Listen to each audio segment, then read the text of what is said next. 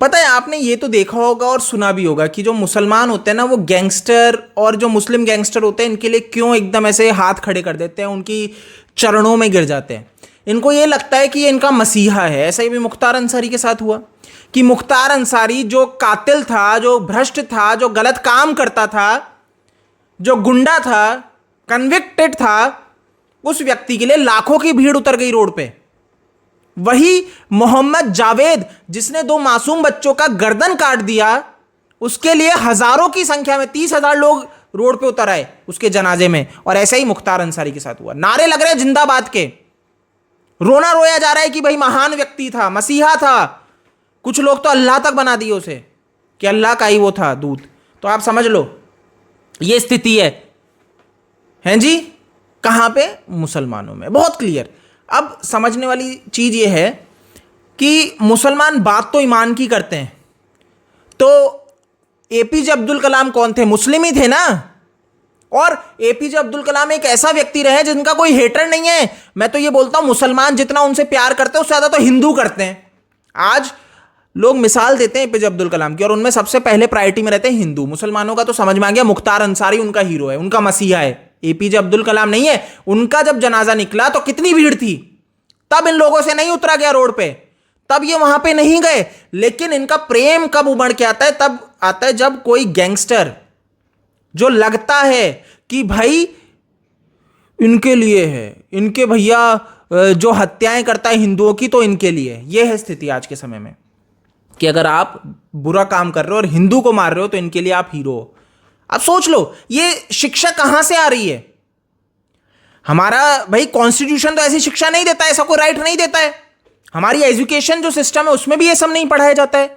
तो ये शिक्षा इनको कहां मिल रही है? मस्जिद मदरसे में? ये सबसे बड़ा प्रश्न है कि ये बुद्धि में इनके कैसे आ रहा है कि ये गैंगस्टर के लिए रोड पे उतर गए, उसके समर्थन में नारे लगा रहे हैं, ना कि उसके विरोध में। अब मुख्तार अंसारी मारा गया, हत्या है कि हार्ट अटैक है? क्योंकि अब प्रश्न खड़ा हो चुका है कि हत्या है, जांच बैठ चुकी है।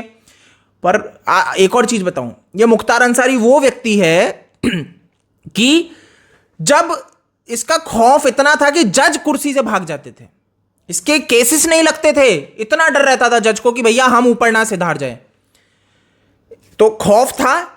ये यूपी पुलिस इतने खौफ खाती थी कि इसको गिरेबान पे हाथ नहीं डाल सकती थी, इसकी गिरेबान पे इतना डर रहता था। पैर कांपने लगते थे अगर वो सुनने में आ जाए कि भाई गुजर रहा है पास से, पुलिस वाले भाग खड़े होते थे। आज क्या स्थिति बन चुकी है कि ये व्यक्ति को इसी यूपी पुलिस ने गिरफ्तार किया, लेके आई, इसी कोर्ट ने आज इतनी हिम्मत आ गई कि कह रहे हैं कि भाई इसके ऊपर जांच होनी चाहिए, मुख्तार अंसारी की मौत के ऊपर। तो आप समझिए कि ये सब योगी राज में ही हो पाया डेफिनेटली, कि ये जो गुंडागर्दी थी। अब ये समझिए मुख्तार अंसारी एक वक्त पे जिससे पुलिस वाले डरते थे, जज डर जाते थे, ये स्थिति होती थी कि आज लेकिन ये है कि मुख्तार अंसारी से ये लोग नहीं डर रहे हैं। तो क्यों?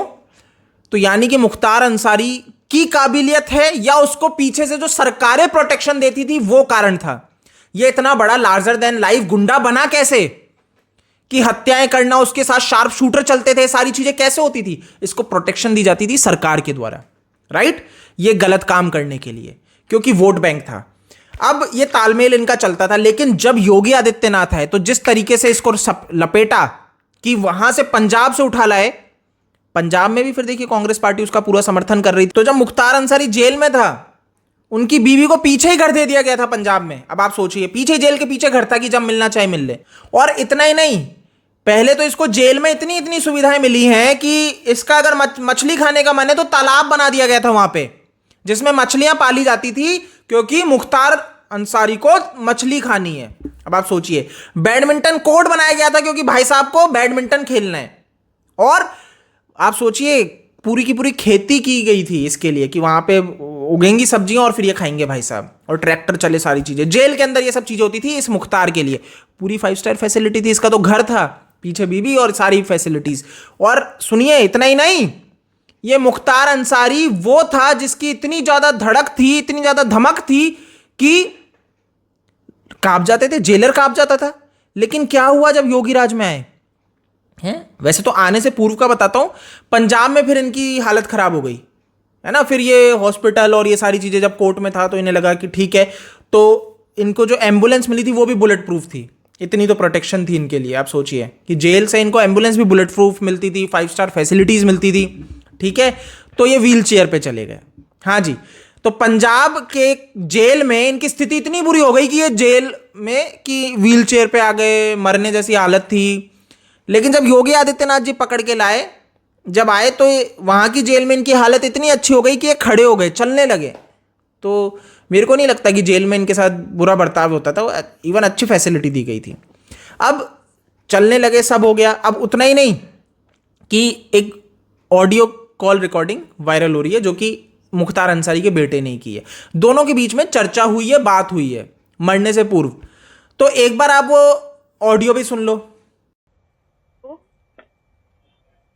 अस्सलाम वालेकुम पापा, कैसे हैं आप? अल्लाह का शुक्र है पापा, आपकी आवाज़ सुनने नसीब हो रही है हम लोग को। आप ठीक है ना? आपकी आवाज़ बहुत डल आ रही है। रुकिए, उमर लाइन पे ही आप करिए। हेलो।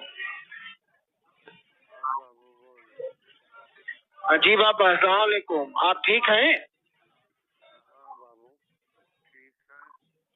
बस अल्लाह ने बचा लिया पापा, आप हिम्मत से रहिए, इंशाल्लाह सब सही होगा। रमजान का पाक महीना हम लोग को पूरी उम्मीद। आप कुछ बोलिए पापा, जो जो हमसे कहना है बोलिए फटफट।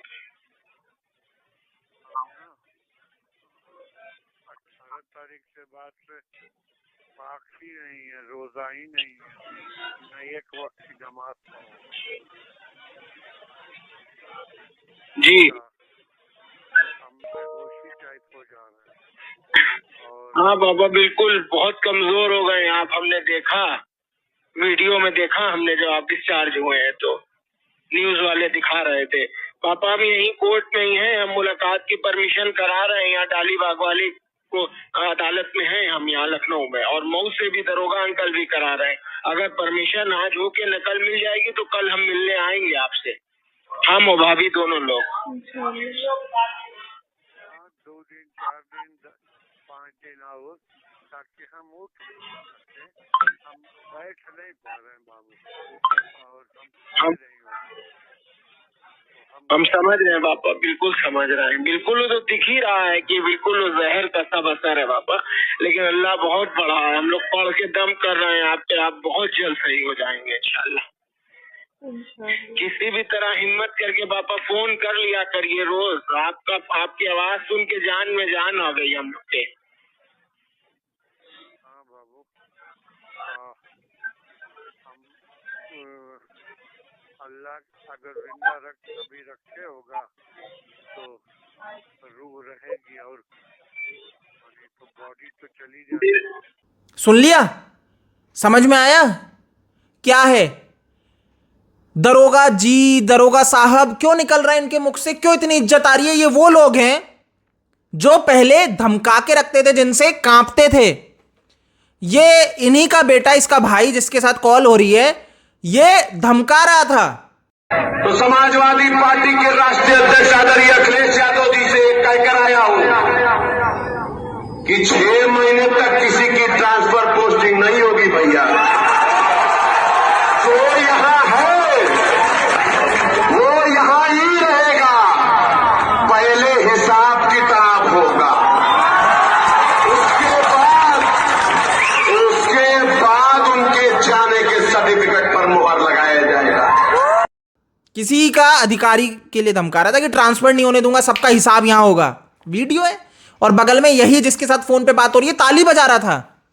आप मुझे एक चीज बताओ कि योगी राज में एकदम से ऐसा क्या हो गया कि वो दरोगा साहब हो गए? ये योगी राज में नहीं हुआ, ये ऑडियो किया ही इसलिए गया है कि इस तरीके से एक क्रिएट किया जाए। ये रिकॉर्डिंग में जो ये दरोगा जी करके इज्जत दे के जो बात कर रहा है, ये दिखाने के लिए कि हम कितने सही है। बट इनकी रियलिटी क्या है? ये चुनाव के टाइम की रैली के टाइम जब इन्होंने ये बयान दिया था, धमका रहे थे, आप इनकी गुंडागर्दी यही समझ लो। यही मुख्तार अंसारी है और यही इनके बेटे हैं। गुंडागर्दी खत्म नहीं हुई है इनकी। अब ऑडियो के बीच में ड्रामा जरूर किया गया, अब स्लो पॉइजन दिया गया, जहर दिया गया, ये सारी चीजें बताई जा रही है, जिसके ऊपर अब जांच बैठ चुकी है, जांच होगी बट बहुत क्लियर है एक पॉइंट कि अगर कोई अपराधी मर्डरर मारा जाता है तो उसके लिए मुसलमान आगे आके उसको मसीहा क्यों बना देता है, और मुस्लिम स्पेशली। हिंदू के केस में तो ये नहीं होता है। जब विकास दुबे मारा जाएगा, जब आप सोचिए वो उसको भी बुरा कहेंगे, कोई आतंकवादी मारा जाएगा उसको भी बुरा कहेंगे, मतलब जो गलत कर रहा है हिंदू उसको गलत बोलते हैं। लेकिन इनके केस में क्या होता है कि अगर कोई मुस्लिम है वो चाहे से किसी की गर्दन काट दे, उसके लिए हजारों की संख्या में उसके समर्थन में उतर जाएंगे, मतलब जस्टिफाई करना है कैसे भी। क्यों? क्योंकि ये तो इनका मानना है कि इनकी किताब में लिख रखा है कि जहां पे भी आप काफिरों को, हिंदुओं को देखो उनको मारो। तो इनको लगता है ये तो हमारे अल्लाह का संदेश है। सुन लो Surah Tawbah chapter number 9 verse number 5, and it says that the Quran mentions wherever you find a kafir, into bracket Hindus, wherever you find a kafir, you kill them. And if you open the Quran and if you read in this Quran chapter number 9 verse number 5, it does say that wherever you find a kafir, you kill him. सुन लिया? Clear? तो ये तो इनकी विचारधारा है, इस पे तो ये चलते हैं। तो आपको मारे नहीं ऐसा हो नहीं सकता, तो इन्हें लगता है तो बिल्कुल सही किया, इनको तो जन्नत ही मिलेगी। हीरो बना दिया है, लार्जर देन लाइफ। आप सोचिए है जी। ये है मुख्तार अंसारी, ठीक है। अपने टाइम पे बहुत ऐश की, बहुत मजे किए, लेकिन जब योगी जी आए तो इसका पूरा काल खत्म हो गया। मैंने कहा ना, ये योगी आदित्यनाथ को मरवाना चाहता था। आपको नहीं पता, जब ये सीएम नहीं थे योगी जी तो इस व्यक्ति ने क्या किया था? पथराव कराए थे, बम फेंके थे, जो बॉटल में पेट्रोल डाल के जो बम बनाया जाता है और आग लगाई जाती है, वो बम हाथ गोले वाले बम फेंके थे सारे। क्यों? मारना चाहते थे। मतलब पूरा का पूरा काफिला गुजर रहा था जिसमें 1000 तो बाइक बताई जाती हैं, और इन्होंने छोड़ने चालू किए गाड़ियों के ऊपर। और सबसे आगे योगी जी की गाड़ी थी जो आगे निकल चुकी थी, नहीं तो इन्होंने एक एक गाड़ियां खोल के देखा कि किसमें योगी जी, बट नहीं थे। वो तो शुक्र है कि वो निकल गए, नहीं तो इनका क्या मकसद था कि मार देने का, हत्या करने का। आज अगर ये व्यक्ति मारा गया है, जो अपराधी है, जो कातिल है, उसके लिए लोग क्या बातें कर रहे हैं कि नहीं ये तो भाई साहब हीरो है, मसीहा है, ये तो क्रांतिकारी है। ये स्थिति चल रही है। मुझे ताज्जुब बिल्कुल नहीं होगा कि एपीजे अब्दुल कलाम जी के लिए ये मुस्लिम नहीं खड़े होते, और किन के लिए खड़े होते हैं? मुख्तार अंसारी जैसे, अतीक अहमद जैसे लोगों के लिए।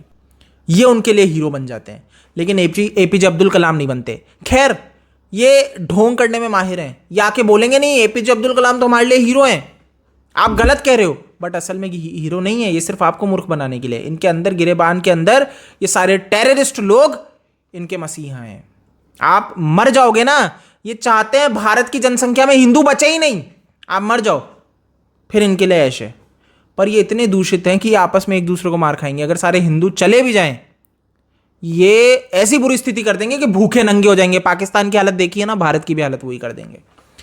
तो दोस्तों, समझने वाला विषय ये है, मुख्तार अंसारी जैसे जो अपराधी लोग हैं, इनको आप हीरो बनाना बंद करो। ये मूर्खता है, सबसे बड़ी मूर्खता है, ये नहीं होनी चाहिए। खैर, इस वीडियो में इतना ही है। आप इसको शेयर कर सकते हैं, चैनल को सब्सक्राइब जरूर से कीजिएगा। अगर आप कमेंट करें तो और भी अच्छा होगा। जय हिंद।